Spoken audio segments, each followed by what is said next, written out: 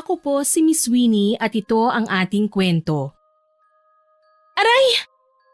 Napangiwi ako sa sakit nang bumaon sa paa ko ang isang bubog na tumalsik galing sa nabasag na pinggan sa sahig. Hindi yun aksidenteng nahulog at nabasag.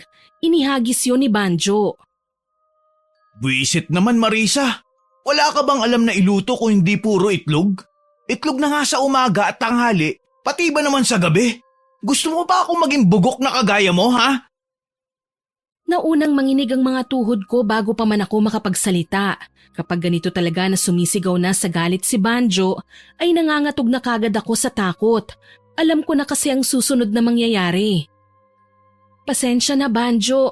Wala kasi talaga akong ekstrang pera ngayon eh.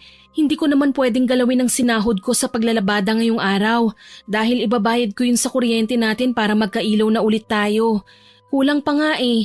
3 buwan kasi tayong hindi nakapagbayad eh. Paano ngayon yan? Palaging itlog o hindi kaya tuyo ang ipapaulam mo sa akin? Magtiis na muna tayo sa kung ano ang meron. Ay, bakit kasi hindi ka na naman pumasada eh? Sayang yung kita mo ngayong araw. May pambili na sana tayo ng ulam. Hindi ko gusto ang tono ng pananalita mo, ha? Anong gusto mong palabasin? Na wala akong silbi? Mabilis kong iniharang sa aking muka ang 2 kong braso nang umakto siyang sasampalin ako. Ayusin mo yung pananalita mo, ha? Hindi porket ikaw ang malakas kumita sa atin ay pwede mo na ako sumbatan. Baka nakakalimutan mong pamamahay ko ito. Hindi naman ako nanunumbat, Banjo eh. Nangihinayang lang ako. Dagdag budget na rin sana natin ang kita mo. Tumigil ka na nga. Huwag mo akong pinangungunahan, ha? Ito ang tandaan mo, Marisa. Sa susunod na magmalaki ka ulit sa akin, hindi ako magdadalawang isip na palayasin kita rito. Isaksak mo yan sa kukote mo! Hindi ako nakaimik sa sinabi niyang yon. Para akong sinampal ng paulit-ulit. Mas masakit pa nga ang mga salitang binitiwan niya kesa sa pananakit na madalas niyang gawin sa akin. Oh, ano pang tinatayo-tayo mo dyan? Kumilos ka na! Linisin mo na yung kalat sa sahig at ikuha mo ako ng plato! Kaagad akong tumalima para sundin ang iniutos niya. Bagaman ramdam ko ang hapdi ng sugat kong kanina pa dumudugo, hindi ko na lang yun pinagtuunan ng pansin. 3 magkakasunod na subo lang ang ginawa ni Banjo at pagkatapos nun ay tumayo na siya at iniwan akong mag-isa sa hapagkainan. Inubos ko na lang ang pagkain sa plato ko at tumayo na rin ako. Nagligpit muna ako at naligo bago pumasok sa silid namin. Pagkahiga ako sa katre, hindi na ako nagulat nang bigla niya akong yakapin at halik-halikan sa leeg. Sanay na ako sa ugali nitong mistulang maamong tupa kapag katabi na ako sa higaan. Wala akong pagtutol nang iharap niya ako sa kanya at tinawid ang pagitan ng mga mukha namin. Makalipas ang ilang minuto, tinalikuran niya ako na parang walang nangyari matapos niyang makuha ang gusto niya. Sanay na ako kaya tumalikod na lang din ako at pumikit. Kinabukasan, 6:00 pa lang ay gising na ako at abala na sa gawaing bahay. Bago mag 7:00 ay nasa bahay na ako nila Teresa para maglaba. Hindi na ako nagulat nang makita kung gaano karami ang labahin nila. Kakaunti lang ang damit, karamihan ay kumot, kubre-kama at kurtina. Wala akong inaksayang sandali. Kaagad kong pinaghiwa-hiwalay ang mga puting damit at dekolor. Mag-almusal ka muna, Marisa. Gusto mo ba ng kape? Hindi na, salamat na lang. Kumain na ako bago pumunta rito eh. Si Banjo, pumasada ba siya ngayon? Hindi ko po alam eh. Tulog pa siya nang umalis ako sa bahay. Yayayain niyo po bang magsugal? Walang pera yon. Huwag kang maingay. Baka marinig ka ng asawa ko. Loka ka, hindi niya alam na nagsusugal ako. At saka hindi naman yun ang dahilan kung bakit ko naitanong kung pumasada si Banjo. Bala ko kasi siyang arkilahin bukas eh. Ihahatid namin sa paliparan ng asawa ko. Ganun ba? Sige, sasabihin ko mamaya pag uwi ko. Huwag mong kalimutang sabihin At kung sakaling pumayag siya, dapat ay 5:00 pa lang ng madaling araw ay nandito na siya. Sige po. Ako na mismo ang pipilit sa kanya. Sayang din yung perang ibabayad mo sa kanya eh. Oo nga, pero baka hindi niya tanggapin ang bayad ko kung sakali. May hiniram pa kasi siya sa akin nung nakaraang nagsugal kami eh. 300 yata yun. Ganun ba? Hindi ko alam ang tungkol dyan. Hindi na ako magtataka kung hindi niya sinabi sa'yo. Naisip niya siguro na baka pagalitan mo siya kapag nalaman mong sa sugal niya ginamit yung pera. Kahit naman magalit ako, hindi pa rin siya makikinig sa akin. Kaya nga hinayaan ko na lang siya sa bisyo niya eh. Ay tama yan, hayaan mo na lang. Suportahan mo na lang siya kung saan siya masaya. Intindihin mo na lang. Ano pa nga bang magagawa ko kung hindi ang umintindi? Sa susunod na hihiram siya sa'yo, huwag mo nang pahiramin. Baka hindi niya mabayaran nakakahiya naman. Sige, sabi mo eh. O siya, maiwan na kita para makapagsimula ka na. Tumangulang ako bilang pagsang-ayon sa sinabi nito. Nang muling mapag-isa ay tinuloy ko na ang ginagawa. Makalipas ang ilang minuto ay naging abala na ako sa paglalaba at hindi ko na namalayan ng oras. Kung hindi pa ako nilapitan ni Teresa para aloking kumain, hindi ko malalaman na 12:00 na pala. Dinalhan kita ng pagkain. Magtanghalian ka na muna. Maraming salamat. Kumain ka na muna riyan ha, para may lakas kang magkuskos.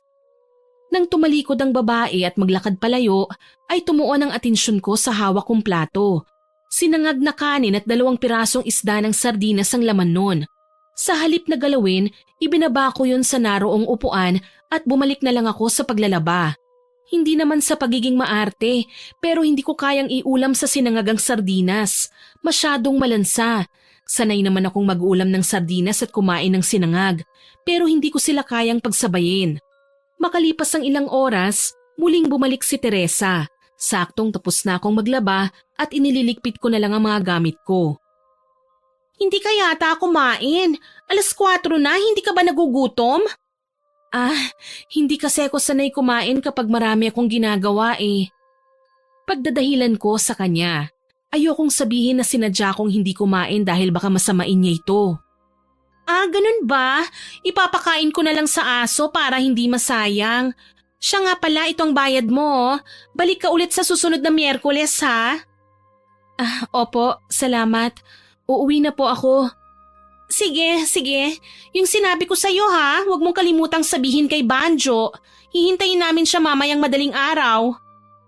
Tumangulang ako at pagkatapos ay tumalikod na. Habang naglalakad pa uwi, pakiramdam ko ay matutumba ko anumang oras. Magkahalong pagod at gutom ang nararamdaman ko. Sa sobrang dami kong nilabhan, parang naubusan ako ng lakas. Pagdating sa bahay, kaagad akong sinalubong ni Banjo. Kanina pa kita hinihintay. Kumain ka na ba? Kumain ka muna. Nagluto ako kanina ng lugaw. Kapapainit ko nga lang ngayon dahil alam kong ganitong oras ka darating eh. Tara sa kusina. Kain ka na muna para mainitan ng sikmura mo. Alam kong pagod ka eh. Pagkasabi nun ay hinawakan niya ako sa kamay at hinila papunta sa kusina.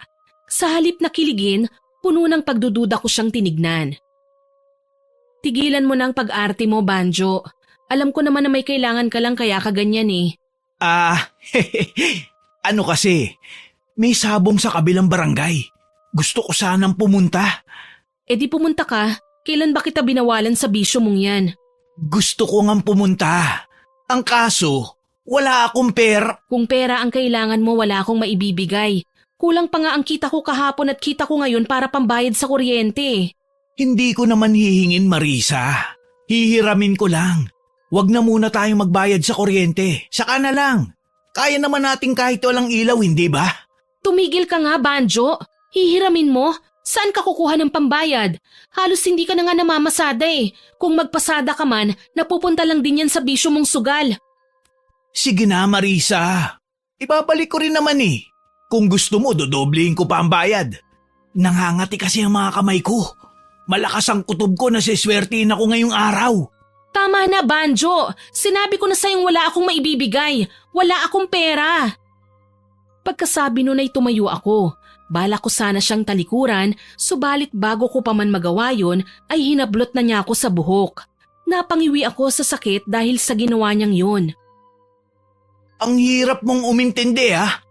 Nakikiusap na nga sa'yo ng maayos yung tao eh. Nagmamataas ka pa? Ano ha? Bitiwan mo ako, Banjo! Nasasaktan ako! Mas masasaktan ka kapag hindi mo binigay ang gusto ko. Ano? Pahihiramin mo ba ako? O gusto mong manghiram ng mukha sa aso? Wala nga akong Talagang nagmamatigas ka pa ha?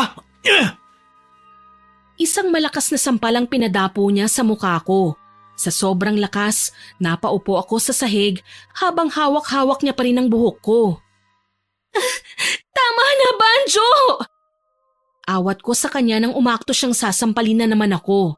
Nanginginig ang mga kamay na dumukot ako sa bulsa at kinuha ang perang ibinayad sa akin ni Teresa. Kaagad nitong hinablot sa kamay ko ang pera at pagkatapos ay patulak niya akong binitawan dahilan para tuluyan akong mapahiga sa sahig. Ibibigay mo rin pala. Ang dami mo pang arte. Gusto mo pa talaga yung nasasaktan ka muna bago ka sumunod. Matapos nitong sabihin ng mga katagang yon ay tinalikuran na niya ako. Napaiyak na lang ako sa sama ng loob habang sinusundan siya ng tingin. Nang maubusan na ng luha, dahan-dahan akong tumayo at huminto sa tapat ng salamin. Sabog ang buhok ko, namamagang pisngi at dumudugo ang labi. Yun ang refleksyon ko sa salamin. Bukod doon, ramdam ko rin ang panginginig ng mga tuhod ko. Wala sa sariling kinuha ko ang suklay na nakasabit sa dingding at nagsuklay.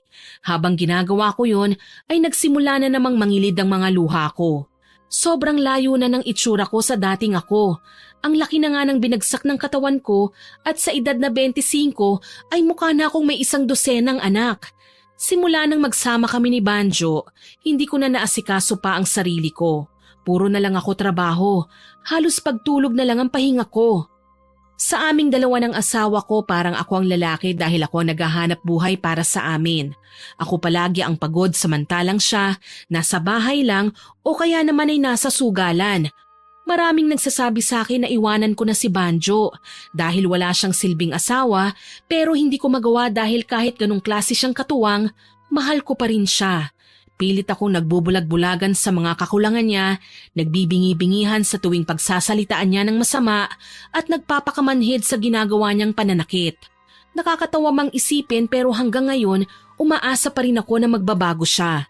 Bigla akong napahinto sa pagsusuklay at lumingon sa pinto. Sino yan? Si Edna ito! Nagtatanong ka pa talaga? Pwede bang buksan mo na lang ang pinto? Isang pamilyar na boses mula sa labas ang narinig ko. Boses yun ng biyanan ko. Bubuksan ko na po! Teka lang! Diyos mio! Ano bang ginagawa mo at ang tagal mong magbukas? Pasensya na po, inay. May ginagawa po kasi ako kanina eh. Anong nangyari dyan sa mukha mo? Wala po. Nauntog lang po ako habang naglilinis. Anong nauntog? Sinaktan ka na naman ni Banjo ano? Siguro pinainit mo na naman ang ulo ng anak ko. Hindi lang po kami nagkaintindihan, inay. Pinagbawalan mo na naman sigurong magsugal. Hayaan mo na lang kasi yung tao dahil yun ang kasiyahan niya. Matagal ko na nga po siyang hinahayaan sa gusto niyang gawin eh. Pinapabayaan ko na lang nga po kahit pumapasada lang siya para may maipang sugal. Ako na nga ho halos ang kumikilos dito sa bahay para mabuhay kami. Abay magtiis ka. Ginusto mo ang ganitong buhay, hindi ba? At isa pa, kung makapagsalita ka, masyado mong minamaliit ang anak ko. Kung ayaw mo sa ganitong buhay at sawa ka na sa kanya, pwede mo naman siyang iwan. Hindi lang naman ikaw ang babae sa mundo. Gusto ko pa sanang ipaintindi ang punto ko pero hindi ko na lang tinuloy dahil alam ko naman na kahit anong paliwanag ang gawin ko, si Banjo pa rin ang kakampihan niya. Kahit nung bago pa lang kaming mag-asawa ni Banjo, palagi na niyang kinukonsinti ang katamaran ng asawa ko. Asan nga pala si Banjo? Umalis po siya kani-kanina lang. Makikisabong po ata sa kabilang barangay. Bakit po pala kayo napasugod dito? Bakit? Bawal ba akong magpunta rito? Bahay naman namin ito ah. Hindi naman po sa ganon. Nagtatanong lang naman po ako. Dito na muna ulit ako titira. Naghiwalay na kami ng boyfriend ko kaya umalis ako sa bahay niya. Ganun po ba? Siguradong matutuwa si Banjo kapag nalaman niyang nandito kayo. May makakain ka ba riyan? Nagugutom ako eh. Hindi pa ako nagtatanghalian. Lugaw lang po ang meron eh. Gusto niyo po ba? Lugaw? Seryoso ka ba? Pakakainin mo ko ng lugaw? Ayoko niyan! Ganun po ba? Sige po, magsasaing po ako. Dalhin ko po muna sa kwarto itong mga gamit niyo, inay. Ako na ang magdadala. Magluto ka na lang. Pagod ako sa kalalakad kaya gusto ko munang iunat ang likod ko sa higaan. Isingin mo na lang ako kapag kakain na. Sige po, inay. Pero bago ka magluto, bilhan mo muna ako ng yosi. Wala na po akong pera eh. Hiniram po kasi ni Banjo yung kinita ko sa paglalabada ngayong araw eh. Problema ba yun? E di umutang ka kung saang tindahan ka pwedeng makautang. Ay nako, kahit kailan talaga mahina ka mag-isip, huwag mong sabihing pagdadamutan mo ko. Hindi po, wala lang po talaga akong pera ngayon. Hintayin niyo na lang pong dumating si Banjo, baka may natira sa perang hiniram niya sa akin. Magluto ka na nga lang doon, baka kung ano pang magawa ko sa'yo. Hindi ko na siya hinintay na magdalawang salita. Tumalikod na kagad ako at nagtungo sa kusina. Makalipas ang ilang minuto, muli siyang lumapit sa akin. Paano ako makakapagpahinga nito? Ayaw sumindi ng electric fan. Ang init-init pa man din. Nakalimutan ko lang pong sabihin sa inyo na wala po kaming kuryente. 3 buwan na po kasi kaming hindi nakakabayad kaya pinutulan na po kami ng linya. Lintik naman oo. Hindi mo ba magagawa ng paraan? Pasensya na po pero wala po akong magagawa eh. Hiniram po kasi ni Banjo yung perang ipambabayad ko sana sa kuryente namin.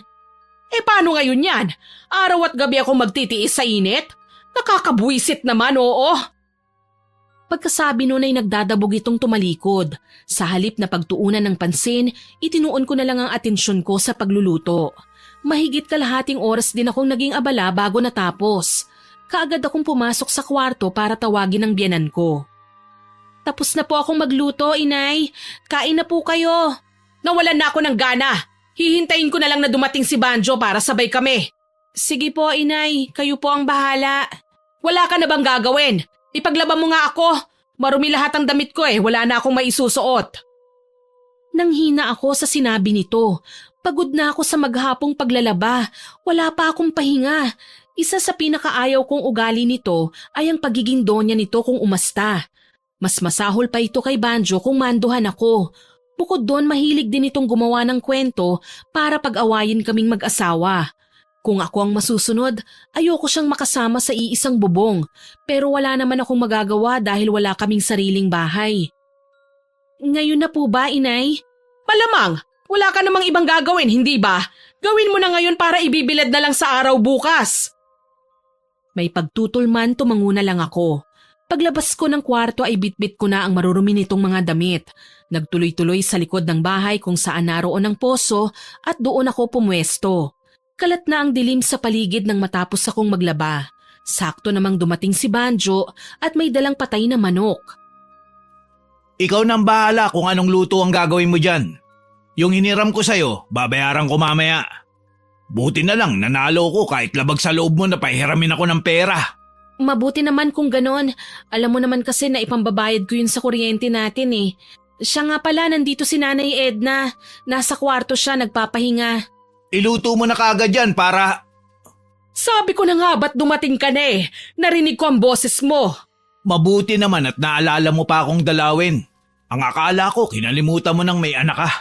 Kahit kailan talaga ang drama mo anak. Magagawa ko ba yun? Anak kita, galing ka sa sinapupunan ko.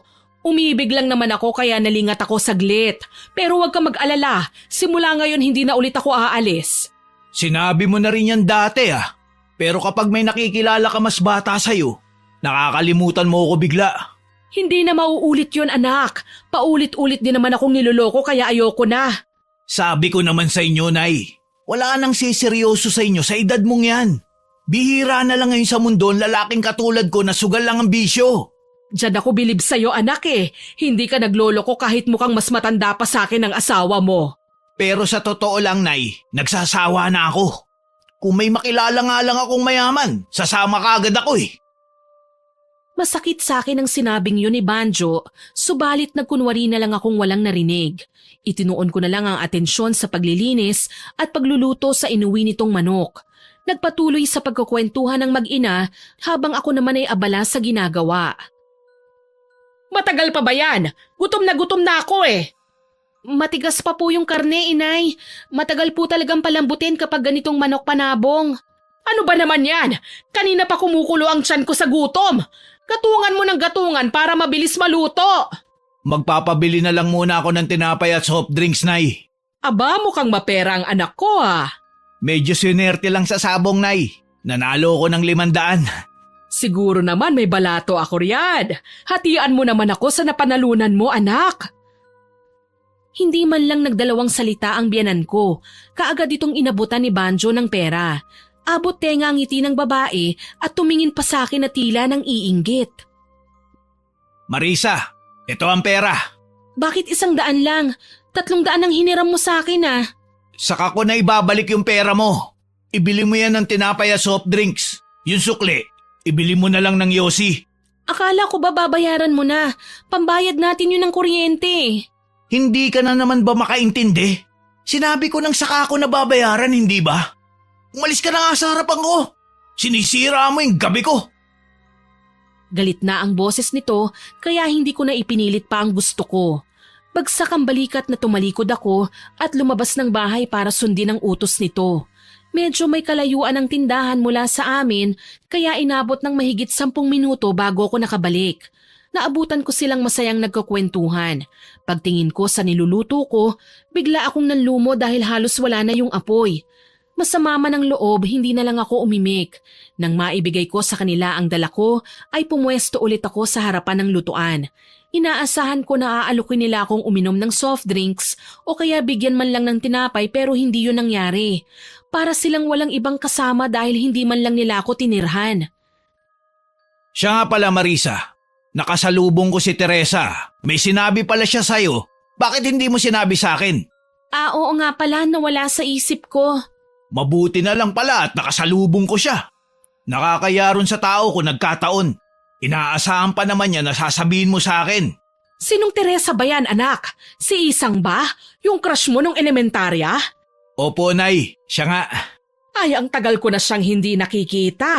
Naalala ko pa halos araw-araw mo siyang kasabay pumasok at umuwi noon. Ang sabi mo pa nga, siya ang gusto mong pakasalan eh. Matagal na po yun. Masyado pa akong bata nun. Malabo nang mangyari yun dahil pareho na kaming may asawa. Wala naman akong sinasabi ah. Tumawa ang biyenan ko, tawang nanunukso. Bilang asawa ni Banjo, pakiramdam ko ng mga sandaling yun ay may kung anong matulis na bagay ang bumaon sa dibdib ko. Tumingin sa akin si Nanay Edna at muling nagsalita. Baka nagseselos ka, Marisa ah. Narinig mo naman ang sinabi ni Banjo. Matagal na panahon na raw yon. Naalala ko lang naman dahil narinig ko ang pangalang Teresa. Sa halip na magsalita, itinuon ko na lang ang atensyon ko sa niluluto ko. Kasinungalingan kasi kung sasabihin kong hindi ako nagseselos. Mas mabuti na wag na lang akong umimik at baka may masabi lang akong hindi maganda. Kapag nagkataon kasi ako lang din ang kawawa dahil paniguradong si Nanay Edna ang kakampihan na naman ni Banjo. Matagal pa ba yan? Gusto ko nang kumain at nang makapagpahinga na ako. Maaga pa akong aalis bukas. Saglit na lang ito, pinalalambot ko lang yung hinulog kong patatas. Pagkasabi noon ay kumilos na ako para maghanda ng mga plato at kutsara. Nagsandok na rin ako ng kanin at kaagad kong sinunod ang ulam ng tuluyan na itong maluto. Ilang sandali pa ay magkakaharap na kami sa hapagkainan. Pagkatapos kumain, nagsialisan kagad sila at naiwan akong mag-isang nagliligpit. Kahit nagkalaman na ang tiyan ko ay nangihina pa rin ako. Wala pa akong pahinga simula umaga. Muntik na nga akong matumba habang nilalagay ang mga plato sa banggera dahil bigla na lang akong nahilo. Pagkatapos kong maglikpit, naghilamos lang ako saglit ng katawan at sumunod na rin sa kwarto namin. Usok ng sigarilyo ang sumalubong sa akin dahil naroon at naninigarilyo sina Nanay Edna at Banjo. Dumiretso ako sa katre at nahiga. Dahil sa sobrang pagod, kaagad akong hinila ng antok. Kinabukasan, maaga akong ginising ni Banjo para ihanda ang isusuot niyang damit. Bagaman inaantok pa, napilitan akong bumangon. Pwede ba akong sumama, Banjo? Wala naman akong laba ngayon eh. Sasama ka? Ano naman ang gagawin mo ron? Dagdag bigat ka lang sa tricycle. At isa pa, walang kasama rito si Nanay. Walang mag-aasikaso sa kanya. May tira pa namang kanin at ulam kagabi. Ipainit na lang niya kapag kakain na siya. Hindi ka pwedeng sumama. Diretso pasada na ako pagkatapos hapon na ako uuwi. Alam nga naman kasama kitang mamamasada. Pwede naman ah. Anong pwede naman? Nag-iisip ka ba? 5 pasahero na nga lang ang kasya sa tricycle. Babawasan mo pa? Ngayon lang naman eh. Sige na, Banjo. Tigilan mo nga ako. Ang kulit mo ha. Sinisira mo ang umaga ko. Bakit ba ayaw mo akong isama? Dahil ba kasama mo si Teresa? Walang kinalaman si Teresa sa desisyon kung wag kang isama. Huwag mo siyang dinadamay sa usapan natin. Hindi mo mayaalis sa akin ang mag-isip ng kung ano-ano dahil may nakaraan pala kayong dalawa. Asawa mo ko, Banjo. May karapatan akong magselos. Ewan ko sa'yo. Baliw ka na. Alis na nga ako bago pa ako tuluyang mabwisit sa'yo. Pagkasabi nun ay binitiwan niya ako at tinalikuran. Naiwan akong maluha-luha habang sinusundan siya ng tingin. Kesa umiyak ka riyan, magluto ka na lang ng almusal. Totoo po ba yung sinabi niyo kagabi, Inay? Dating may gusto si Banjo kay Teresa? Mukha ba akong sinungaling sa paningin mo? Hindi po. Gusto ko lang pong kumpirmahin kung totoo yon. Totoo yon. Sayang nga at hindi sila nagkatuluyan eh. Gustong gusto ko pa naman si Teresa para sa anak ko. Magluluto na po ako ng almusal. Pagkasabi nun ay lumabas na ako ng kwarto. Sinadya kong putulin na ang pag-uusap namin dahil pakiramdam ko anumang oras ay sasabog na ako sa emosyon. Inabala ko ang sarili ko sa paggawa ng mga gawaing bahay, subalit hindi ako nagtagumpay na baliwalain ang nararamdaman kong panibugho. Kung ano-ano na rin ang pumapasok sa isip ko, mga eksena na lalong dumudurog sa akin. Halos buong araw akong balisa at hindi makapag-isip ng maayos. Pagsapit ng 4:00, nakaupo ako sa may bintana nang lapitan ako ni Nanay Edna. Buong araw ka nang parang wala sa sarili. Huwag kang mag-alala. Uuwi pa rin naman yung si Banjo. Kung ano-ano na siguro ang iniisip mo ngayon dahil magkasama silang dalawa. Sa bagay, kung ako ang nasa lugar mo, ganyan din ang mangyayari sa akin. Pero ganyan talaga ang buhay eh. Ang gawin mo na lang kung sakaling may relasyon sila, ikaw na lang ang magpaubaya. Tutal mas nauna naman talaga sa'yo si Teresa eh. Umuwi ka na lang kaya sa lola mo. Siguradong namimiss ka na ng matandang baliw na yon. Alam ko pong ayaw niyo sa akin, pero wag niyo pong idadamay ang lola ko. Wala siya rito. Hindi niyo siya dapat sinasali sa usapan. Abat, sinisigawan mo na ako ha? Ang kapal ng mukha mong bruha ka? Pagkasabi nun ay bigla niya akong hinablot sa buhok. Kahit nasasaktan, hindi ako nanlaban. Ano ha? Lalaban ka? Lumaban ka para makita natin kung hanggang saan ang kaya mo. Mas lalo pa nitong hinigpitan ng pagkakasabunot sa buhok ko. Kumilos ako para alisin ang kamay nito sa ulo ko at dahil doon ay umusad kami ng umusad hanggang sa hindi napansin na nasa pintuan na pala kaming dalawa. Ang sumunod na nangyari ay pareho naming hindi inaasahan. Pareho kaming nawalan ng balanse at bumagsak sa hagdan. Mababa lang ang binaksakan namin dahil 2 baitang lang naman yon mula sa lupa, subalit nagtamo ng sugat sa gilid ng kilay si Nanay Edna matapos nitong mauntog sa nakausling bato. Nataranta ako nang may lumabas na dugo mula sa sugat nito. Nasugatan po kayo, Inay? Huwag mo akong lalapitan! Kasalanan mo ito eh! Humanda ka! Isusumbong kita kay Banjo! Hindi ko po ginusto ang nangyari. Kung hindi niyo po sana ako sinabunutan, hindi sana tayo mahuhulog eh. Huwag ka nang magpalusot! Kunwari ka pa, alam ko namang sinadya mong ihulog ako. Hindi po totoo yan. Tingnan ko lang mamaya kung sino sa atin ang paniwalaan ni Banjo. Pagkasabi nun ay tumayo na ito at pumasok sa loob ng bahay. Kaagad akong sumunod dahil nag-aalala pa rin ako sa kalagayan nito. Nakahinga na lang ako ng maluwag nang makita kong maliit lang naman pala yun. Lagyan po natin ng band-aid, Inay. Sa halip na pakinggan ang sinabi ko ay tinignan lang niya ako ng masama. Hindi ko na lang ipipilit pa ang gusto ko dahil baka magalit lang ito ng lalo. Kinagabihan, pag uwi ni Banjo ay kaagad itong sinalubong ni Nanay Edna. Nasa kusina ako at nasa pintuan ng mga ito pero rinig na rinig ko kung paano baligtarin ng babae ang buong kwento. Ilang sandali pa, may narinig na akong mga yabag na papalapit. Hindi na ako nagulat nang bumungad sa akin ang galit na mukha ni Banjo. Kasunod nun ay isang malakas na sampalang dumapo sa pisngi ko. Bakit mo tinulak sa hagdan si Nanay? Hindi ko siya tinulak. Nahulog kaming dalawa. Huwag ka nang magsinungaling. Sinabi na sa akin ni Nanay ang lahat. Sinasabihan ka lang daw niya na huwag mong pagselosan si Teresa. Pero nagalit ka na kagad at itinulak mo siya. Hindi totoo yan. Gusto mo pa talagang baliktarin si Nanay? Hindi ka pa nakontento sa ginawa mo sa kanya? Ni minsan hindi ko siya pinagbuhatan ng kamay tapos ikaw?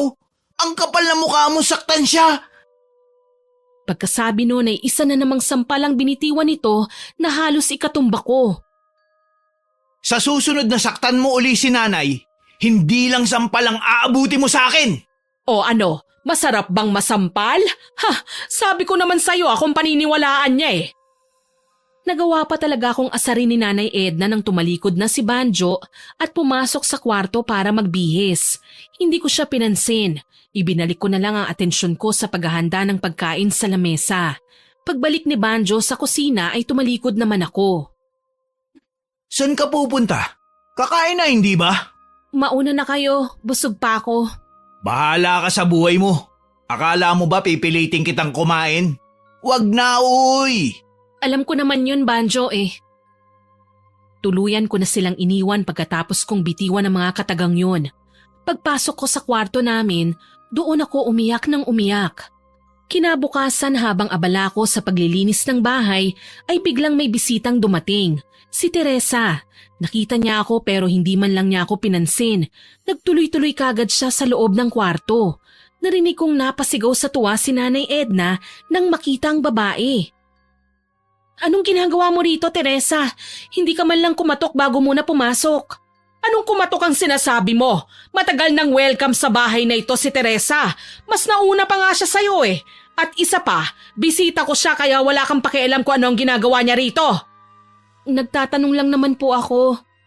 Ang totoo niyan, ikaw talaga ang sadya ko, Marisa.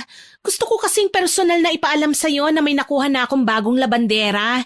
Kaya simula bukas, hindi mo na ako kailangang ipaglaba. Ganun ba? Ayos lang. Maghahanap na lang ako ng bagong mapapasukan. Yun lang ba ang sadya mo? Hindi, may sadya rin ako kay Banjo. Nasaan ba siya? Wala siya rito eh. Pumasada. Bakit? Anong sadya mo sa asawa ko? Pumasada? Sakto naman pala, magpapahatid sundo kasi ako sa kanya eh. Pupunta ako sa palengke. Marami namang tricycle dyan eh. Bakit kailangang si Banjo pa? Bakit naman hindi? Ayaw mo nun kikita ang asawa mo? Huwag mo nalang intindihin niyang si Marisa. Ako na ang bahalang magsabi mamaya kay Banjo para sa'yo na didiretso pagkatapos niyang magtanghalian. Aasahan ko po yung sinabi niyo, Nanay Edna, ha? Hihintayin ko po si Banjo. Sige po, aalis na ako.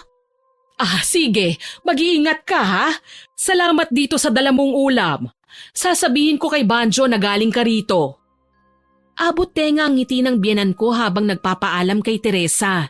Nang tuluyang makaalis ang babae, binuksan ng matanda ang hawak nitong baunan at base sa naamoy ko mula roon, masasabi kong adobo ang laman nun. Sa wakas, makakatikim na rin ako ng masarap na ulam. Hindi puro itlog. Siguradong matutuwa si Banjo. Paborito pa naman niya ito. Adobo rin naman po yung niluto ko kagabi ah. Meron pa nga po roon eh. Ipapainit ko po mamaya bago dumating si Banjo. Wag na. Walang may gusto sa adobo mong maalat. Ikaw na lang ang kumain nun. Ito na lang ang ulam namin. Nasaktan ako sa sinabi niyang yun, pero hindi na lang ako umimik pa. Pagsapit ng 11:00, nasa bahay na si Banjo para kumain. Magkakaharap kaming tatlo sa hapagkainan at hindi man lang nila pinansin ang inihain kong ulam. Tanging yung bigay ni Teresa ang nilantakan nilang mag-ina. Anong masasabi mo anak? Ang sarap hindi ba? Magaling talagang magluto ng adobo si Teresa. Ang sarap nga, Nay. Kuwang-kuwa niya yung lasa na gusto ko. Ganito dapat ang lasa ng adobo. Pantay lang ang alat at asim, hindi yung sobrang alat. Wala bang sinabing oras si Teresa, Nay? Wala anak eh. Pagkatapos mong kumain, dun ka na dumiretso. Sige. Bago ka nga pala umuwi mamaya, bumili ka ng bigas. Wala na tayong iluluto mamayang gabi eh. Bumili ka na lang sa tindahan. Baka gabi na ako makauwi. May pupuntahan pa ako. Saan ka pupunta?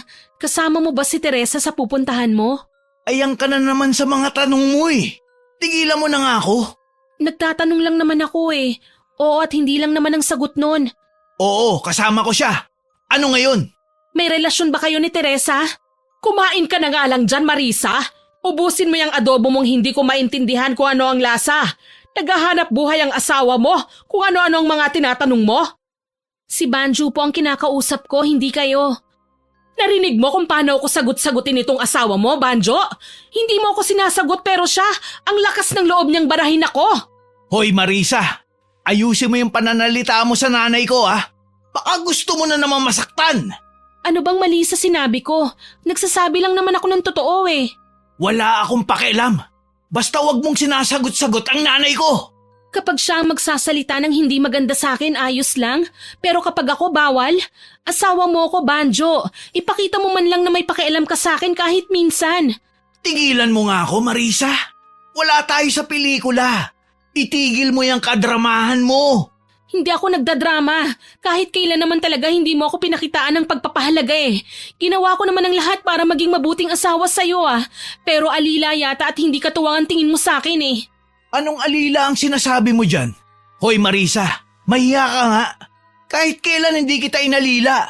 Mag-asawa tayo kaya dapat lang naman talaga na pagsilbihan mo ko. Kung pagiging alila na pala sa iyon, bukas ang pinto. Umalis ka kung gusto mo.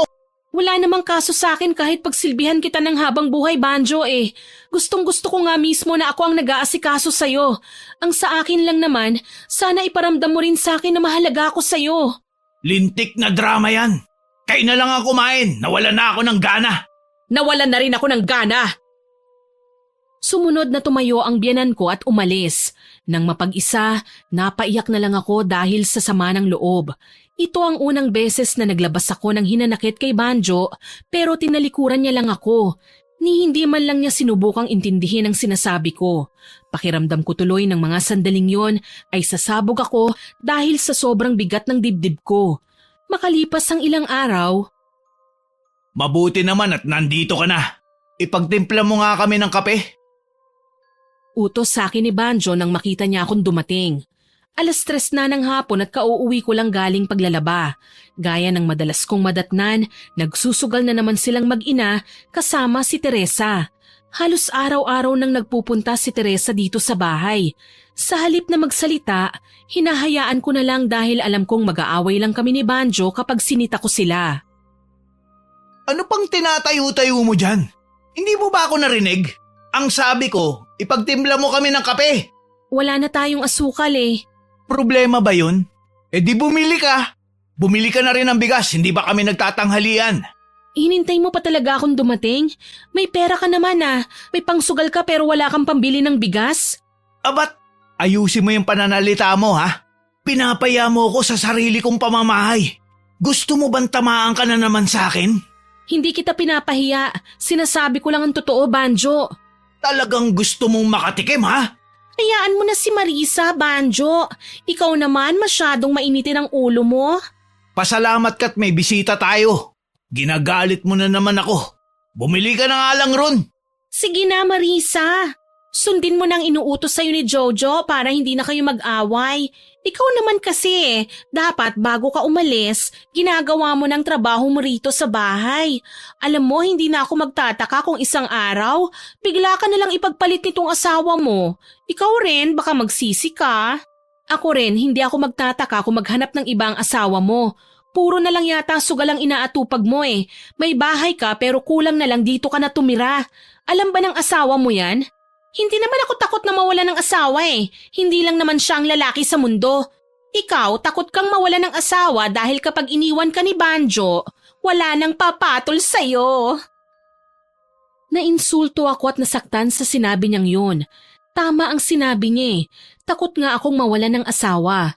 Hindi dahil sa kadahilan ng wala nang papatol sa akin, kung hindi dahil mahal na mahal ko si Banjo. Mahal ko ang asawa ko. Nagtitiis ako sa kanya at sa buhay na meron kami dahil hindi ko siya kayang iwanan. Oh, bakit natahimik ka? Tama ako, hindi ba? Hindi na ako umimik. Sa halip, tinalikuran ko na lang sila at lumabas ako ng bahay. Malapit na ako sa tindahan nang may makasalubong akong magnanay na masayang naglalakad.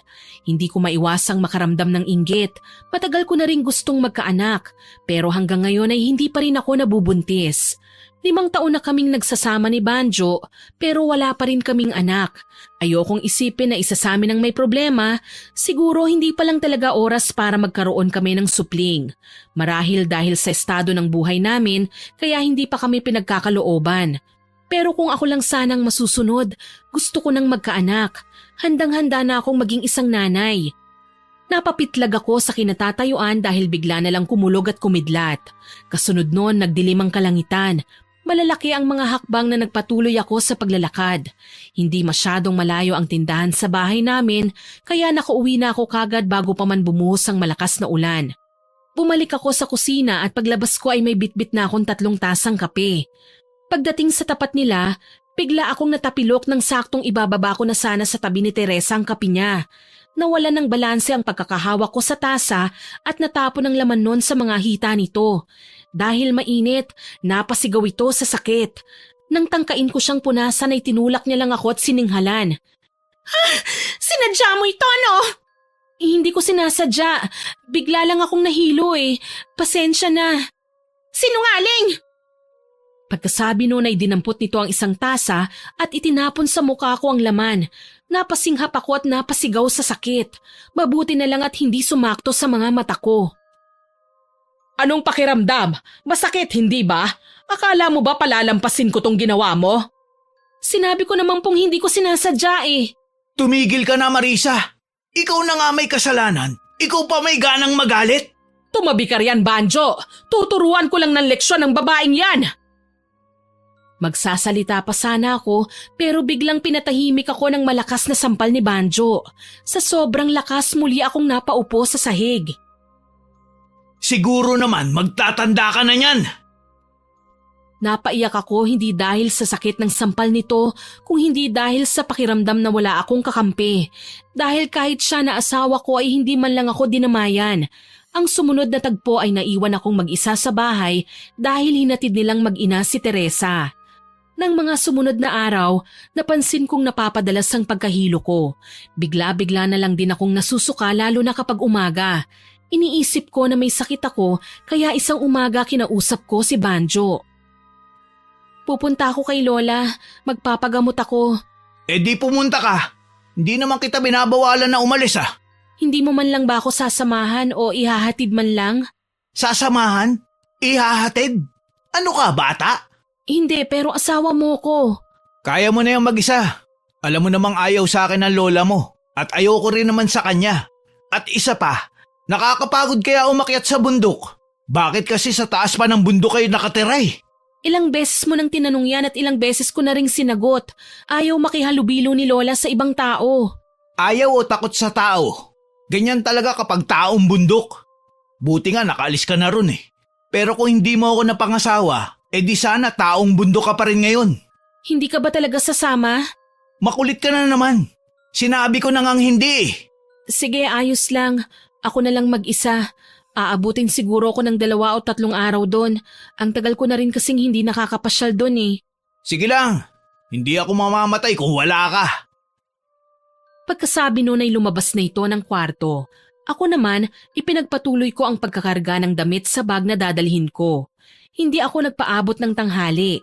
Pagkatapos kong mag-almusal ay umalis na kagad ako. Kalahating oras sa jeep at mahigit 1 oras naman ang iginugol ko sa pag-akyat bago ako nakarating kina Lola. Hindi pa man ako tuluyang nakakalapit ay nakita ko nang nakatayo si Lola sa labas ng kanyang kubo. Naramdaman nito marahil na may paparating kaya lumabas kagad.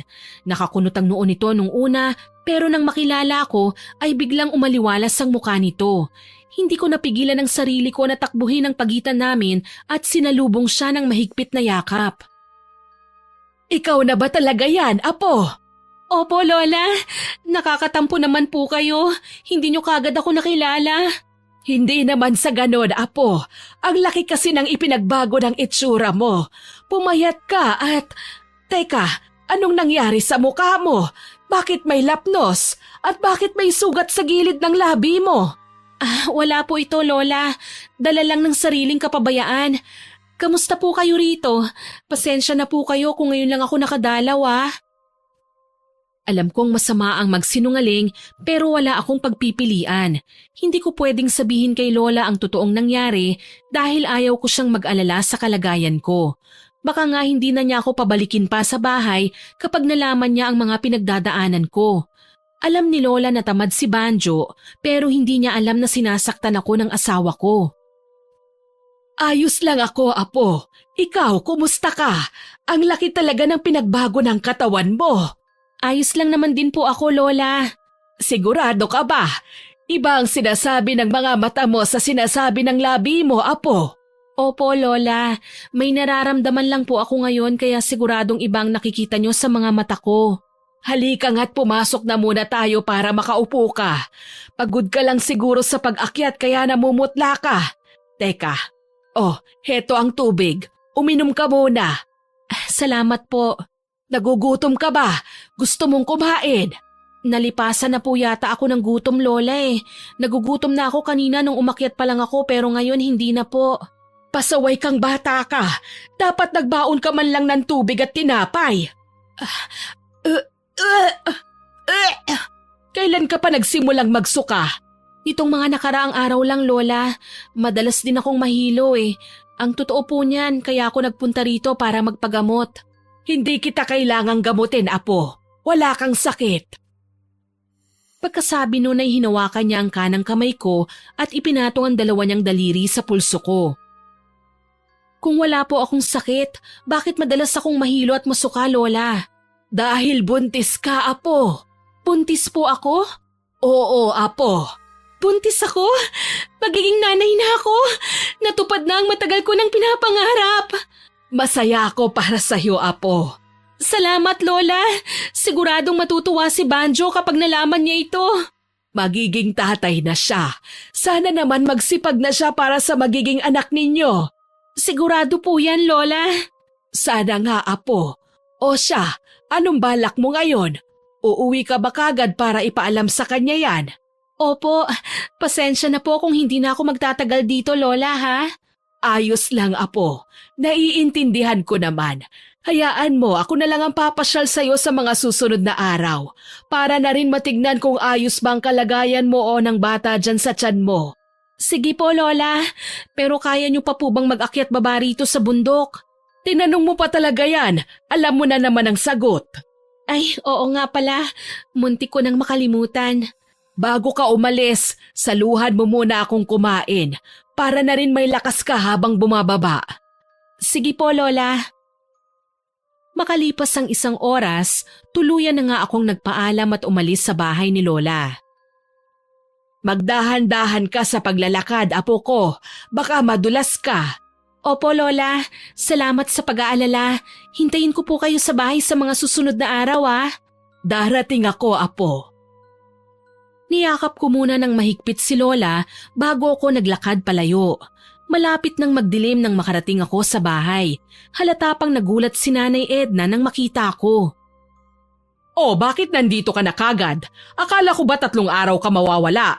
May importante po kasi akong sasabihin kay Banjo kaya bumalik agad ako. Nasaan po ba siya? Wala siya rito. Nasa sabungan. Ano ba yung importanteng sasabihin mo sa kanya? Bawal ko po munang sabihin sa inyo, Inay. Dapat si Banjo ang unang makaalam. Di wag. Ang dami mong alam. Sa halip na pansinin ang pagtataray ng biyenan ko, ay dumiretso na lang ako sa kwarto at nahiga. Makalipas ang halos 1 oras ng paghihintay, ay dumating na rin si Banjo. Ang sabi ni Nanay, may importante ka raw sasabihin sa akin. Ano ba yun? Buntis ako, Banjo. Tama bang narinig ko? Buntis ka? Oo, Banjo. Magiging tatay ka na. Anong sinasabi mong magiging tatay na ako? Ipalaglag mo yan. Anong sabi mo? Ipalaglag? Oo, dagdag gastos lang yan eh. Gipit na nga tayo tapos magdadagdag ka pa ng paalamunin. Ipalaglag mo na yan habang maaga pa. Banjo, naririnig mo ba ang mga sinasabi mo? Anak natin ito tapos gusto mong ipalaglag ko?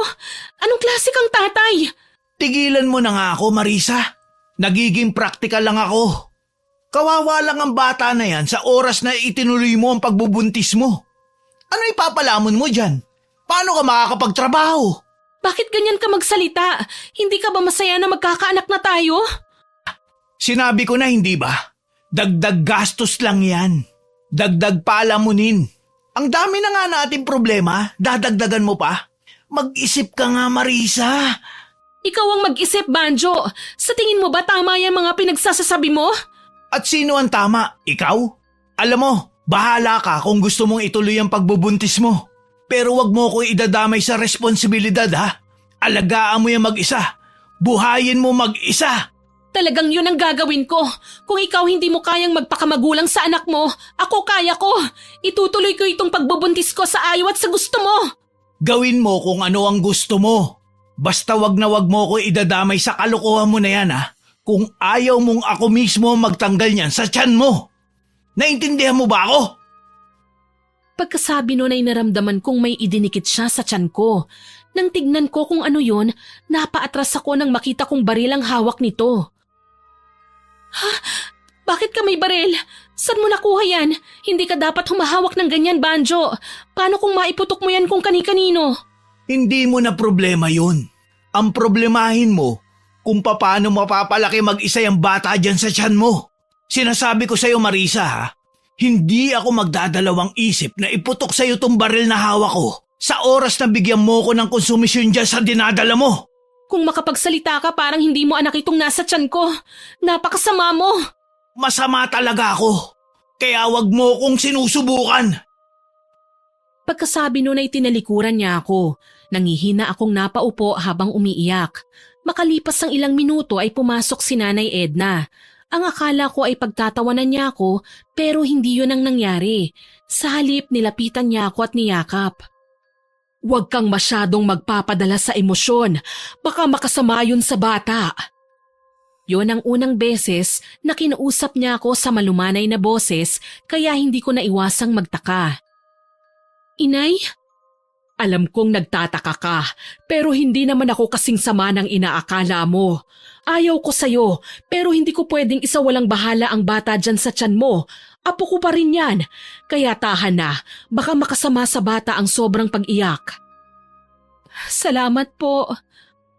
Hindi ko napigilan ang sarili ko na yakapin si Nanay Edna. Kung sino pa talaga yung tao na inaasahan kong hindi matutuwa sa pagbubuntis ko, siya pa pala ang dadamay sa akin. Pinahanga mo ko. Hindi ka nakinig sa gustong mangyari ni Banjo. Huwag kang mag-alala. Susuportahan kita dyan sa pinagbubuntis mo. Maraming salamat po, Inay. Wala yun. Halika, tumayo ka. Mahiga ka muna rito. Dapat maging maingat ka sa mga kilos mo simula ngayon. Magpahinga ka na muna. Ako na ang bahalang magluto. Huwag ka nang umiyak ha. Huwag mo na rin masyado pang isipin ang mga sinabi ni Banjo. Ang gawin mo, ipahinga mo ang isip mo at pumikit ka lang hanggang sa makatulog. Gigisingin na lang kita mamaya kapag kakain na. Opo, Inay. Salamat po ulit. Nang lumabas si Nanay Edna ay ginawa ko ang sinabi nito. Dahil marahil sa labis na pagod, kaagad akong nakatulog. Sa mga sumunod na araw, naging kain-tulog na lang ang trabaho ko kapag nasa bahay na ako. Ayaw akong pakilusin ni Nanay Edna. Siya na halos ang gumagawa sa mga gawaing bahay. Naglalabada pa rin naman ako pero kasama ko siya. Tinutulungan niya ako para hindi ako masyadong mapagod. Ang biyanan ko ang naging katuwang ko sa bawat araw habang ang asawa ko naman ay halos hindi na mapirme sa bahay. Maya't maya ito kung umalis. Hinahayaan ko na lang dahil alam kong mag-aaway lang kami sa oras na pinakailaman ko siya. Isang hapon, kagagaling lang namin ni Nanay Edna sa paglalabada nang makarinig kami ng hagik-gik ng babae pagdating namin sa bahay. Nagkatinginan kaming dalawa at sabay na pumasok sa loob. Naistatwa ako sa kinatatayuan ng bumungad sa akin sina Teresa at Banjo na hubot-hubad at masayang naglalampungan. Nang makabawi sa pagkabigla, ay galit kong nilapitan ng babae at hinila sa buhok. Sinasabi ko na nga ba malandi ka, mga agaw, haliparot! Ano ba? Pitiwan mo ako! Nasasaktan ako! Banjo, tulungan mo ako! Tama na yan, Marisa! Tumigil ka! Kailan pa ha? Kailan niyo pa ako niloloko? Ang kapal ng mukha mo! Hindi mo na nga magawang magpakatatay sa anak mo! Nagawa mo pa talagang maghanap ng kabit? Ganitong babae bang gusto mo? Yung katulad mong sugarol? Sumusobra ka na, Marisa! Itiko mo yung bibig mo kung ayaw mong paduguin ko yan! Sige, gawin mo! Diyan ka naman magaling sa pananakit!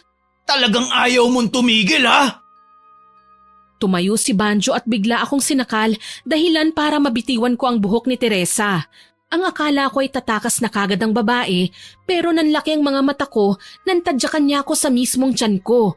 Hindi lang isa kung hindi dalawang beses. Ano ha? Akala mo aatrasan kita? Nataranta ako nang may maramdaman akong mainit na likido na lumabas sa hita ko pababa. Banjo! Yung anak natin! Dinudugo ka, Marisa! Madali ka, Banjo! Buhatin natin siya! Dalhin natin sa ospital! Hayaan mo siya, Nay! Kasalanan niya naman kung bakit nangyari yan. At isa pa, ang layo ng ospital. Tulungan niyo ako! Yun ang huling mga katagang nabitiwan ko bago ko nawala ng malay. Hindi ko alam kung gaano ko katagal nawala ng malay.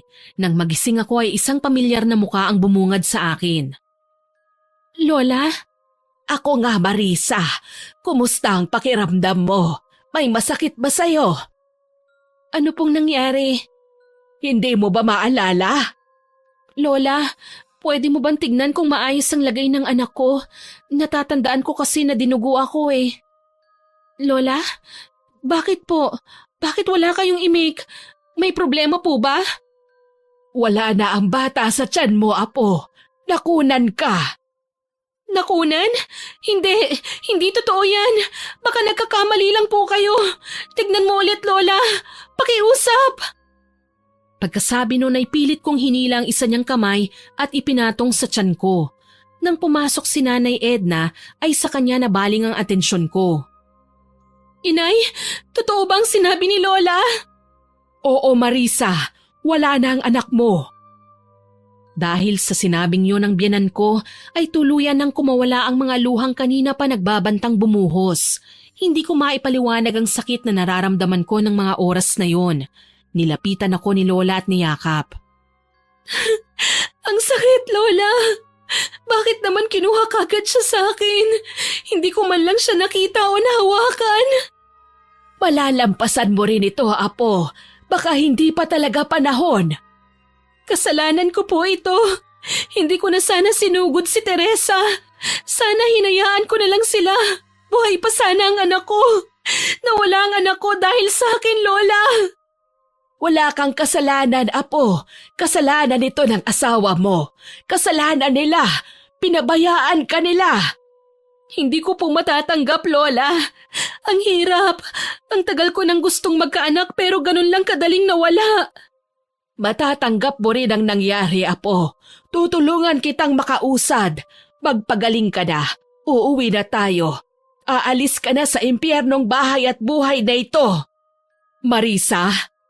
Bakit po, Inay? Hindi ko alam kung paano hihingi ng tawad sa mga nagawa ko sa'yo at sa mga nagawa sa'yo ng anak ko, Marisa. Kahit lumuhod ako ngayon sa harapan mo, alam kong hindi pa rin mababawasan ang sakit na nararamdaman mo. Kalimutan niyo na po yun, Inay. Pinatawad ko na po kayo nung araw pa lang na tinanggap niyo ang pinagbubuntis ko. Sana hayaan mo kung makabawi sa'yo, Marisa. Hindi mo kailangang umalis dito. May karapatan kang manatili sa bahay na ito dahil asawa ka ni Banjo. Hindi ko papayagan na tumira pa rito ang apo ko. Wala nang dahilan para manatili siya sa bahay na ito. Wala nang anak niya at niloko siya ng asawa niya. Maaalala niya lang ang lahat kung hindi siya aalis rito. Ramdam ko ang galit sa bawat salitang binitiwan ni Lola. Ngayon ko lang siya nakitang nagalit ng ganun. Naiintindihan ko kung yan ang gusto mo, pero hayaan sana nating si Marisa ang magdesisyon para sa sarili niya. Hindi! Sa pagkakataong ito ako na ang magdedesisyon para sa kanya. Tapos na siyang magdesisyon para sa sarili niya at tignan mo kung ano ang naging bunga. Ang tinutukoy ni Lola ay ang desisyon ko nung magpakasal ako kay Banjo kahit tutol siya sa relasyon namin.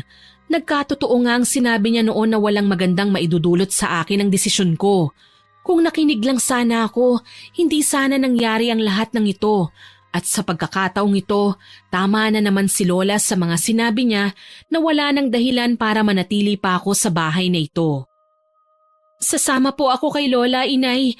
Tama po siya. Wala nang dahilan para manatili pa ako rito. Kung yan ang desisyon mo, wala akong magagawa. Kung sakaling magbago ang isip mo, pwede kang bumalik dito kahit anong oras. Hindi na po siguro. Ikaw ang bahala. Ipagdarasal ko na lang na sana mabilis mong makalimutan ang lahat. Salamat po, Inay. Sige, lalabas na ulit ako para makapag-usap kayo ng lola mo. Tumango lang ako bilang pagtugon. Nang tumalikod si Nanay Edna, ay bumalik kay Lola ang tingin ko. Nahuli ko siyang nakatingin ng masama sa papalayo kong biyanan. Lola, bakit po ang sama ng tingin niyo kay Nanay Edna?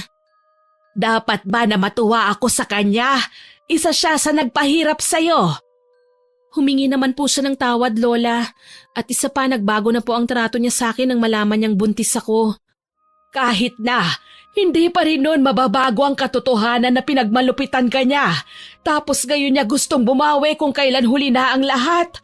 Sa oras na makaalis tayo sa bahay na ito, hindi na ulit ako papayag na bumalik ka pa rito. Kung kailangan ikulong kita para hindi ka na makaalis, gagawin ko. Hindi niyo na po kailangan gawin yon, Lola. Ayoko na rin naman pong bumalik pa rito. Mabuti naman kung ganon. O siya, sige na, magpahinga ka na muna. Matulog ka ng matulog para bumalik kagad ang lakas mo. Hindi ko po alam kung paano makakatulog ng mahimbing matapos ang nangyari sa akin, Lola. Parang walang ibang gustong gawin ng katawan ko kung hindi ang umiyak ng umiyak. Hindi na muling nagsalita si Lola. Sa halip lumapit siya sa akin at niyakap niya ako. Makalipas ang isang araw, magpaalam ka na sa biyanan mo. Uuwi na tayo. Ngayon na po ba mismo, Lola? Oo, hindi ko na kaya pang magtagal sa bahay na ito kasama ang mga taong dahilan kung bakit nasa miserabling sitwasyon ka ngayon. Hindi ko kayang makita na nagagawa pa rin nilang makakain at makatulog ng maayos habang ikaw halos hindi mo na magawang lumunok ng pagkain. Pinuntahan ko na nga si Nanay Edna at nagpaalam. Hindi ko masisisi ang lola mo kung bakit malaki ang galit niya sa amin. Tama naman siya sa mga sinabi niya eh. Kami ang may kasalanan kung bakit nangyari ang lahat ng yan sa'yo. Galit na galit nga po si Lola. Kaya mas mabuti na po talaga na umalis na kami rito para magkaroon na ng katahimikan ng lahat. Mag-iingat kayo. Yung sinabi ko sa'yo ha, pwede kang bumalik kung kailan mo gusto. Opo, Inay. Salamat po. Mag-iingat din po kayo palagi. Pagkatapos ng pag-uusap namin na yon ni Nanay Edna, ay umalis na kagad kami ni Lola. Hindi na ako nag-abala pang magpaalam kay Banjo dahil hindi pa ako handang makaharap siya ulit. Masyadong malalim ang sugat na binigay niya sa akin at sa tingin ko ay aabutin yun ng ilang taon bago tuluyang maghilom. Makalipas ang isang linggo, gabi na pero umiiyak ka pa rin, Apo. Buong araw ka ng ganyan. Itong pagkain mo rito hindi mo naman ginalaw. Paano ka lalakas niyan kung hindi ka kakain? Simula nang dumating tayo rito ay wala ka pang maayos na kain. Ayoko pong kumain, Lola. Wala po akong gana. Ano bang balak mo? Iiyak na lang palagi. Apo, alam ko naman na sobrang hirap ang pinagdaraanan mo ngayon, pero wag mo naman sanang pabayaan ng ganito ang sarili mo. Pasensya na po, Lola. Hindi ko lang po talaga maiwasang maiyak kapag naaalala ko ang nangyari. Para po kasi akong dinudurog sa sobrang sakit eh. Alam ko, minsan na rin akong nawalan kaya alam ko ang pakiramdam. Pero sana naman, Apo, tulungan mo ang sarili mo na makabangon. Para saan pa, Lola? Nakakawalang gana na eh. Kung ganito rin lang nawala na sa akin ang lahat, ayoko na pong magpatuloy pa. Ako ang nasasaktan at nahihirapan para sa'yo, Apo. Ayokong nakikita kang ganyan. Hayaan niyo na lang po ako, Lola. Anong hayaan ang sinasabi mo? Hindi ko pwedeng gawin yon, Apo. Ngayon mo ko mas kailangan. Wala na rin akong pinagkaiba sa mga taong may kagagawa nito sa'yo kung ganun ang gagawin ko. Sige na, Apo, kahit konting subo lang, para lang magkaroon ng laman yang tiyan mo. Wala po akong gana, Lola eh. Ilagay niyo na lang po dyan sa tabi. Kakain na lang po ako kapag nagutom ako. Ilang araw mo nang sinasabi yan pero napapanis lamang ang pagkain na binibigay ko sa'yo. Sige na, Apo, kahit konting… sabi na ayoko eh! Pasensya na, Lola. Hindi ko po sinasadyang tabigin ang kamay niyo. Natapon po tuloy ang pagkain. Ayos lang, Apo. Naiintindihan ko. Sige, magpahinga ka na lang muna. Pagkatapos linisin ni Lola ang pagkaing kumalat sa sahig, ay iniwan na niya ako. Nang gabing yun, dala marahil ng pagod ko sa buong araw na pag-iyak, ay kaagad akong nakatulog. Mga bandang 3:00 ng madaling araw, nagising ako dahil may narinig akong kaluskos sa labas. Lumabas ako ng kwarto namin at nagulat ako nang makita ang isang nakakakilabot na nilalang na may itim na balat. Mahaba ang buhok na parang may sariling buhay, matutulis ang mga kuko at may nakausling mga pangil. Sa kinatatayuan nito ay nakakalat ang malansang dugo na galing sa kamay nitong may hawak na dumudugong bagay. Lola? Biglang nagbago ang itsura ng nilalang nakaharap ko. Naging isang normal na tao. Hindi na ako nagulat nang makilala kung sino yon. Saan ka galing, Lola? Bakit duguan ka? Hindi ba't matagal na tayong nangako sa isa't isa na kalilimutan na natin ang pagiging aswang? Lahat ng tao ay may kanya-kanyang sikreto na tinatago at ito ang lihim na meron kami ni Lola. May lahi kaming aswang. Gabunan ang tawag sa uri na meron kami. Sa henerasyon ni Lola, bukod tanging siya na lang ang buhay. Ayaw niya na lumaki kung katulad ng mga kauri namin, kaya umalis kami sa amin at tumira sa bundok na ito para mamuhay ng payapa at kalimutan ang totoo naming pagkatao. Huwag mo nang alamin kung saan ako nang galing. Oh, eto, kainin mo para lumakas ka. Pagkasabi noon ay inabot niya sa akin ang bagay na hawak niya. Nanlaki ang mga mata ko nang mapagtanto ko kung ano yon. Ha? Puso ng tao? Lola, anong ginawa mo? May usapan tayo, hindi ba? Ikaw ang nagdala sa akin dito noon dahil ayaw mong lumaki kung katulad ng mga kauri natin. Ang sabi mo, kalilimutan na natin ang pagiging aswang. Pero ano yan? Ano yung nakikita ko? Matagal mo na ba itong ginagawa, Lola? Matagal mo na bang sinira ang pangako natin? Ilang inosenteng tao na bang nabiktima mo? Hindi ko sinira ang pangako natin. Ngayon ko lang ulit ginawa ito, Apo. Huwag ka nang maraming tanong. Kainin mo na lang ito. Ayoko. Hindi ako kakain yan. Paano mo nagawa yan, Lola? Hindi ka ba naawa sa taong biniktima mo? Hindi. Dahil nararapat lang sa kanila ang ginawa ko. Hindi ako nagsisisi sa ginawa ko. Natigilan ako sa sinabing yun ni Lola. Kasunod nun ay sumikdo ang kaba sa dibdib ko. Lola, huwag mo pong sabihing... Oo, Apo. At tama lang sa kanila ang ginawa ko. Biglang nanlambot ang mga tuhod ko at napaupo ako nang wala sa oras. Hindi ako makapaniwala sa mga kasalukuyang nangyayari. Tumingin ako kay Lola. Partikular sa pusong hawak-hawak pa rin niya. Kung ganun, kilala ko pala kung sino ang nagmamay-ari ng pusong yun. Paano mo nagawa yan, Lola? Paano mo nagawang pumatay? Dahil nararapat lang sa kanilang mamatay, Marisa. Hindi sila tao. Masahol pa sila sa mga katulad natin. Ginawa ko lang kung ano ang nararapat. Nararapat? Pinatay mo sila at tinanggalan ng puso, Lola. Nararapat ba yun sa kanila? Kailan ka pa naging ganyan kasama? Sila ang nag-udyok sa akin na gawin ito. Tignan mo kung anong ginawa nila sa'yo. Ipinaghiganti lang kita. Hindi mo na dapat ginawa yun, Lola. Hindi ko naman gustong maghiganti sa kanila eh. Alam kong hindi mo kayang maghigante kaya ako na ang gumawa. Dahil hindi ko kayang makita kang naghihirap habang sila ay nagagawa pa rin nila ang mga bagay na gusto nila. Alam mo ba kung gaano kasakit sa akin ang makita ka sa ganyang kalagayan at ang marinig sa bibig mo ang mga salitang ayoko nang mabuhay pa? Ang sakit para sa akin noon, Apo. Kaya sana naman maintindihan mo kung bakit ko yun nagawa. Pati ba si Nanay Edna pinatay niyo, Lola? Si Banjo lang sana ang gusto kong patayin. Pero nagkataon na magkakasama silang tatlo at nagtatawanan pa habang nagsusugal. Kaya kinain ako ng galit ko at hindi ko na napigilan pa ang sarili ko. Ang saya-saya nila tapos ikaw rito halos ayaw mo nang mabuhay pa. Kaninong puso po yan? Sa magaling mong asawa. Siya lang ang tinanggalan ko nito.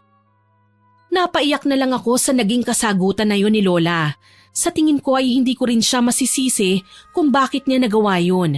Dapat ko pa nga atang sisihin ang sarili ko dahil kaya niya lang naman yun nagawa ay dahil sa akin. Galit ka ba sa akin dahil sa ginawa ko, Apo? Hindi po, Lola. Naiintindihan ko po kung bakit niyo po yun ginawa. Mabuti naman kung ganon. Yun lang naman ang gusto kong marinig. Bago ako.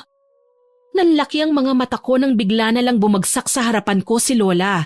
Nang lapitan ko siya, ay tsaka ko lang napansin na may dugo siya sa tagiliran. Itinaas ko ang suot niyang damit at nanlaki ang mga mata ko nang makita kong may tama siya ng baril. Nahulaan ko na kagad na si Banjo ang may gawa nun dahil nakita ko siyang may baril nung nandun pa ako. Ha? Lola? Ano ito? Nararamdaman kong hindi na ako magtatagal, Apo. Mag-iingat ka palagi, ha? Alagaan mo ang sarili mo. Huwag kayong magsalita ng ganyan, Lola. Ikaw lang ang meron ako. Hindi ko alam kung ano ang gagawin ko kung pati ikaw mawawala sa akin. Hindi ko kakayanin, Lola. Naiiyak na ipinatong ko ang 2 kong palad sa sugat niya para mabawasan ang pagdurugo. Kapag nawala na ako, huwag mong ikulong ang sarili mo sa lugar na ito, Apo. Tumira ka kung saan mo gusto. Tama na, Lola. Ayoko po! Huwag niyo akong iiwan! Itinaas niya ang isa niyang kamay at pinunasan ng mga luha ko sa pisngi. Habang ginagawa niya yun ay patuloy pa rin ako sa pag-iyak. Kasalanan ko ito eh! Patawarin mo ako, Lola! Kung nakinig lang sana ako sa'yo noon, hindi sana nangyari ang lahat ng ito! Wala kang kasalanan, Apo. Huwag mong sisihin ang sarili mo. Sarili kong desisyon na magpunta roon. Habang nagsasalita ay ramdam kong naghahabol na si Lola sa paghinga. Kitang-kita ko rin sa mukha niya na nahihirapan na siya. Napahagulgul ako dahil sa isiping anumang sandali ay mawawala na ang taong nag-aruga at nagpalaki sa akin. Parang awa mo na, Lola. Huwag mo akong iiwan. Hindi ko po kaya. Hindi kita iiwan, Apo. Nasa tabi mo lang ako palagi. Babantayan kita. Pagkatapos niyang sabihin ang mga katagang yon, ay dahan-dahang pumikit ang kanyang mga mata hanggang sa tuluyang bumagsak ang kamay niyang nasa pisngi ko. Lola! Wala akong nagawa kundi ang yakapin na lang ng mahigpit ang walang buhay niyang katawan habang patuloy pa rin ako sa paghagulgol. Kinagabihan, napagdesisyonan kong sunugin na lang ang bangkay niya kasama ng mga naiwan niyang gamit. At habang pinanonood kong unti-unting tinutupok ng apoy ang katawan niya, ay nag-unahan na namang magbagsakan ng mga luha ko. Paalam, Lola. Mahal na mahal kita. Salamat sa lahat ng ginawa mo para sa akin. Salamat din dito sa regalo mo.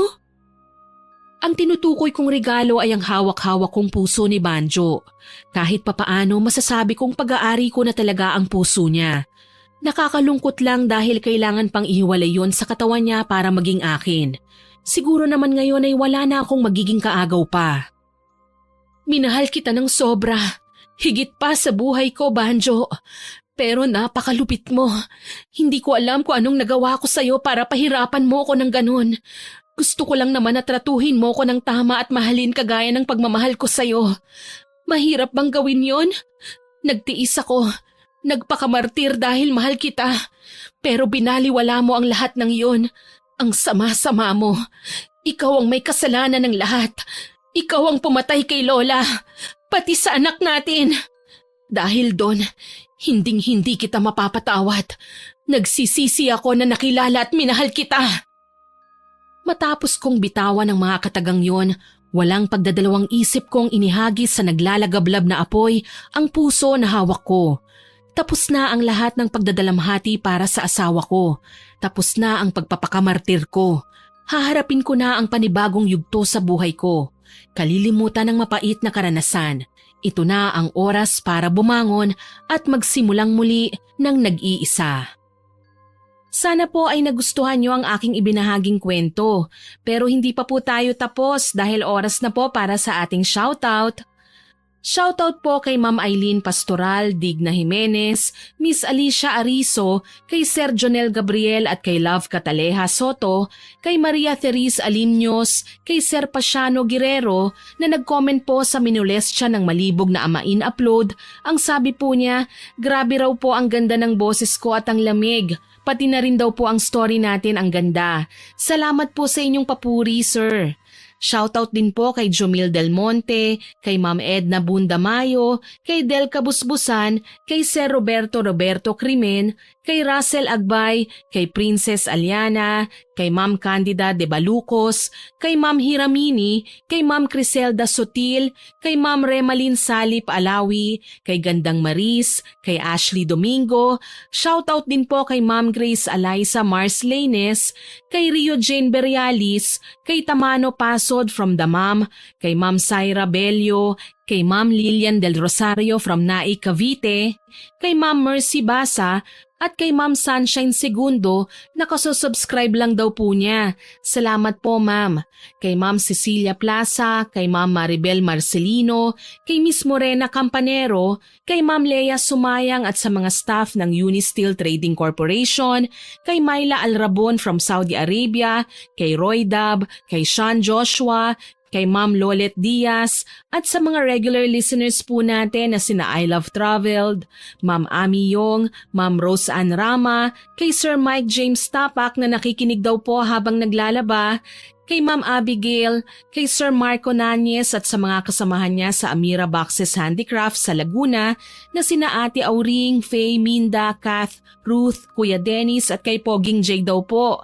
Naku sir, siguradong pogi kayo ha. Salamat po sa inyong lahat dyan na nakikinig. Gusto ko rin pong batiin ang lahat ng magbe-birthday ngayong July, especially po kay Ma'am Myla Alcanciado Quijano. Happy birthday po ma'am. Maraming salamat po sa lahat ng nagkomento at nakinig sa kwentong ito.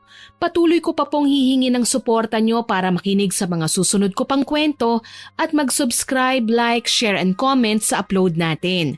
Hanggang sa muli, ako po si Miss Winnie na nagpapasalamat sa inyong pakikinig.